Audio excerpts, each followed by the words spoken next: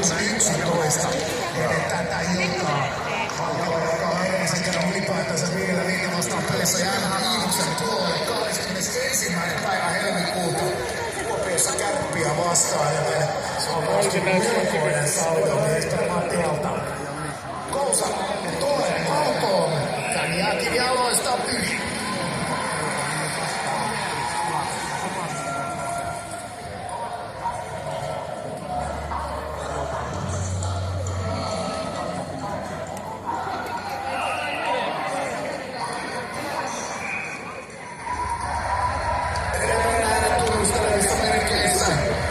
Tässä meidän tuokkääntö, johon Kari Kiinonen pääsee hyvin väliin ja on omalta osaltaan avittamassa niin, että kiekko tulee vähän parempaan paikkaan, jossa myöskin Saipa puolustus on edellä.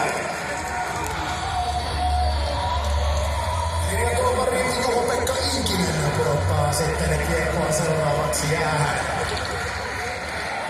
Aloitushuolto ottaa Jaakko Rissanen, joka ei vielä avauserässä aloituspisteellä, mutta on ollut ihan parhaimmillaan 4 aloitusta ja 1 voitto Rissaselle.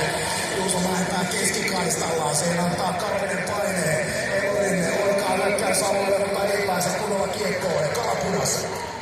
Alapudas ottaa vauhdin keskialueelta ja heittää ränniä toiselle puolelle. Elorinen ei pääsekään kiekkoon ja sitten Saipa yrittää Malinen tehdä. Alapudas huitoo siihen, mutta maailmat vielä välissä.